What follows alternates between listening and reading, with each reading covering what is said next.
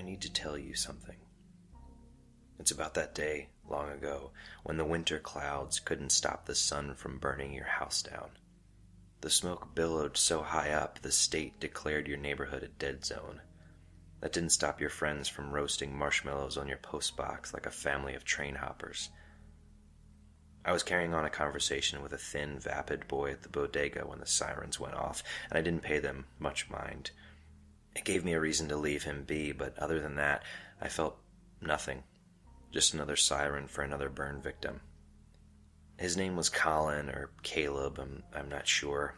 He couldn't keep his feet in one place for more than a sentence, and his arm was dotted with tattoos of tiny Mussolini portraits that he insisted were ironic. He was speaking directly to me, but refused to look away from the television in the bodega window, showing one of those ice cream ads that had basically become pornography for people like him. I hated him. I truly hated him. At that moment, outside the bodega, he embodied every single thing I despise about this city. I've never wanted to kill a man, but if I had the capacity to feel the urge, I certainly would have felt it that day. I wandered up and down the Town Hill blocks like a mouse in a maze, but without the urgency.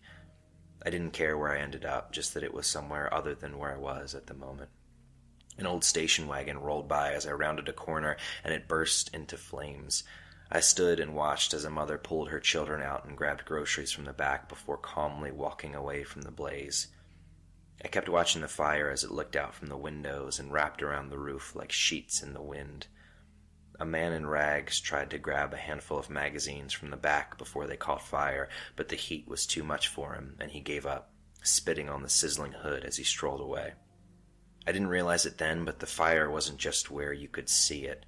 Everybody was cooking inside. Colin or Caleb or whatever his name was, the mother and her kids, me. We were all slowly simmering. If you looked close enough, you could see the first few bubbles in our skin before we started boiling. I kept walking until I got to the empty lot where they used to bring the circus. A few burned-out vehicles were parked there, but there was no sign of the carnival. I remember the chaos when the wagons caught fire. They rolled through the crowd, burning as they went. 4 or 5 tents were set ablaze before the carts burned out. That was really where it all started, I guess. The cold stations, mandatory air conditioning, no buildings higher than 2 stories. I thought they would condemn the higher floors, but they just cut the damn buildings in half. Anyway, this isn't about that. I stood outside of the lot for almost an hour, just staring. I felt like a flat tire. I felt like 4 flat tires on the burnt-out husk of an old Lincoln Town car. I threw the wrapper of the candy bar I picked up at the bodega into the lot to see how quickly it would catch. Before it hit the ground, it was a ball of fire. Once the pool is overflowing, what's another drop, right? It was close to sundown by the time I got to the museum, but they still let me in. They don't really enforce those rules anymore. They're just happy anyone is there at all. This is really what I needed to tell you. I paced through the halls like a bored ghost, not looking as much as I was haunting. It didn't matter, I was the only one there anyway. It wasn't until I reached the romantics that I stopped floating through the desolate ziggurat of creativity. I saw you there. Not you, of course. You were in the back of a cold box ambulance, but it was you and me, 300 years ago. We were sitting on a blanket, draped over a downed redwood. You were laughing, and I was holding a strawberry up like an alien parasite. Over our heads were a dozen tendrils of the sky, just like they were before the shell cracked and they melted away over the Atlantic. You never liked the tendrils. You said the shadows would ruin your tan. Someone painted us back then, before we knew what we were. Neither one of us had died yet. In fact, I died that day. I had forgotten that. Food poisoning. I stayed in that museum all night. Most of the halls aren't prepared for nighttime visitors, so one of the guards gave me a flashlight. I asked him if the light would damage the paintings, and he said, "Hell if I know. They'll burn up soon anyway. Have at it." I found us again, but this was 20 years after I first died. You still hadn't. I was leaning on your wheelchair out on a dock somewhere. The water before us was a bright, clear blue. Do you remember when it used to look like that? Blue as blueberries, not the rusted metal color it is now. You could even fish from it without sledge nets, just a rod, a line, and a hook. Your beard was long, and I had a mess of tangled purple hair pinned back with a dozen bobby pins. I don't remember how old you were, but that must have been the furthest apart we've ever been. I can't believe I was still hanging around with you. I couldn't find us again until a painting from 200 years ago. I was swinging an axe down on a chunk of wood, and you were sinking a hoe into the dirt behind me. Healthy crops bloomed all around, and a delicate line of smoke curled up from the cabin before us. I remember that one. I've never been as happy as I was in those days. We were perfect there, with all of our mistakes and our fumblings. I couldn't build a fire to save my life, and our corn didn't take year after year until finally it did. That was when we talked about kids and whether or not we could handle seeing them go as we live on. We decided that we couldn't, and I think we were right. Now I know we were right. The cabin had a porch so small that when you were in your rocking chair, I would have to climb out of the window to join you because your chair would block the door. I remember the trees the most, actually. They towered over us, reaching towards what would be their demise. I used to talk to them. I don't think you ever knew that. I would walk out some nights and sit with them. I thought it was foolish even then, and more so now, but it calmed me. On nights when I would have a bit too much to drink, I would give them voices and carry on conversations with myself.